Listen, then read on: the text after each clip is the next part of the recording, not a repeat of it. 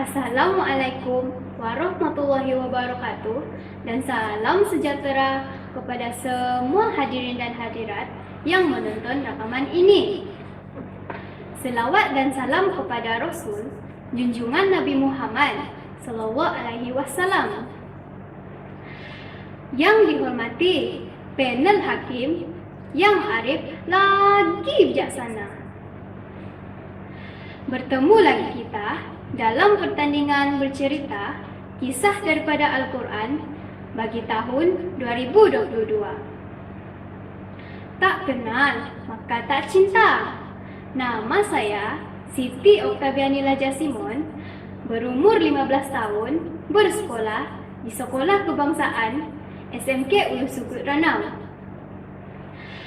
Tahu tak kawan-kawan cerita yang saya akan sampaikan pada hari ini? Kalau nak tahu, saya hendak beri satu soalan. Siapakah manusia yang paling tampan? Saya pasti rakan-rakan di rumah sudah tahu jawapannya. Siapa lagi kalau bukan Nabi Yusuf alaihi salam? Nabi Yusuf bukan sahaja dikurniakan oleh Allah Subhanahu wa taala wajah yang tampan, malah baginda dikurniakan kesabaran serta kebijaksanaan untuk mentafsir mimpi untuk memimpin negara. Kayu gaharu, kayu cendana dijual orang jadi rebutan. Nabi Yusuf tampan orangnya, pribadi mulia jadi ikutan. Nabi Yusuf adalah putera ketujuh daripada 12 putera-puteri Nabi Yakub. Nabi Yusuf merupakan anak kesayangan Nabi Yakub. Namun hal tersebut menyebabkan saudara-saudaranya yang lain berasa iri hati.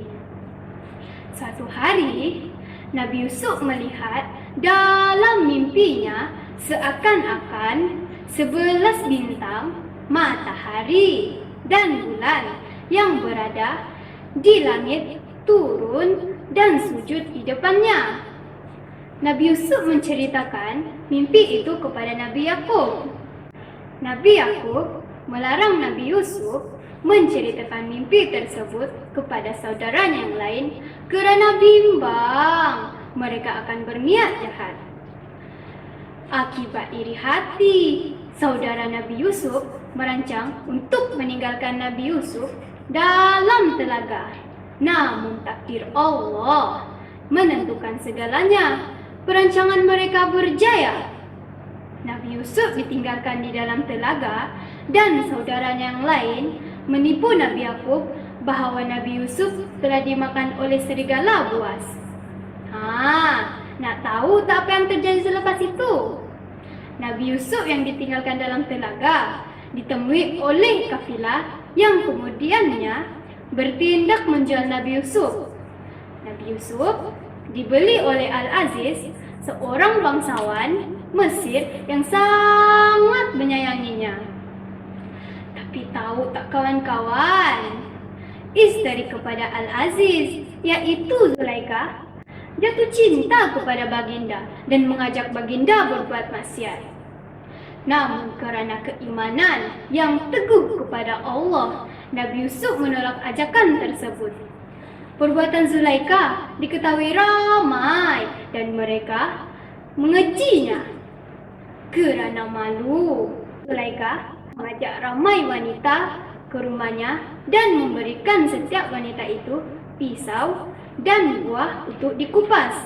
Setelah melihat Yusuf, wanita-wanita itu terpesona, lalu terhiris jari mereka sendiri. Kisah ini tersebar kepada menteri-menteri dan Nabi Yusuf dimasukkan ke dalam penjara. Walaupun baginda tidak bersalah, namun bagi Nabi Yusuf, penjara adalah suatu tempat yang damai, di mana di dalamnya ia mampu menenangkan dirinya dan beribadat kepada Allah Subhanahu wa taala. Di dalam penjara, Nabi Yusuf mentafsirkan mimpi 2 orang tahanan yang mana tafsiran itu menjadi nyata. Salah seorang dari mereka dimaafkan dan kembali bekerja. Pada satu hari, raja bermimpi melihat 7 ekor sapi betina yang gemuk-gemuk dimakan oleh sapi betina yang kurus-kurus. Dan 7 butir gandum hijau di samping 7 butir gandum lain yang kering. Apa agaknya maksud mimpi raja tersebut ya? Tiada seorang pun di kalangan rakyatnya yang tahu maksud akan mimpi raja tersebut.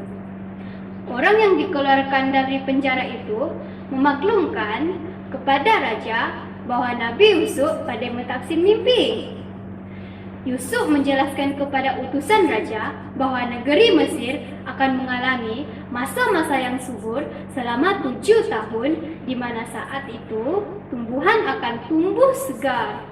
Orang-orang Mesir hendaklah memanfaatkan musim subur itu, kerana setelah itu akan disusuli 7 tahun musim kemarau dan tanam-tanaman tidak akan menjadi.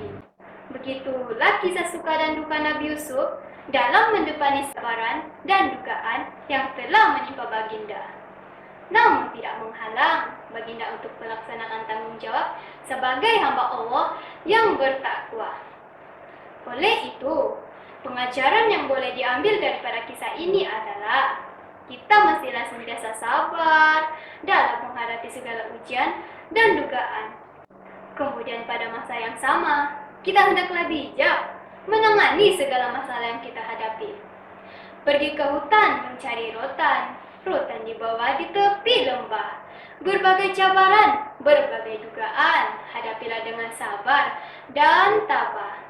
Sekian daripada saya, semoga kita berjumpa lagi pada masa akan datang. Wabillahi taufiq wal hidayah. Assalamualaikum warahmatullahi wabarakatuh.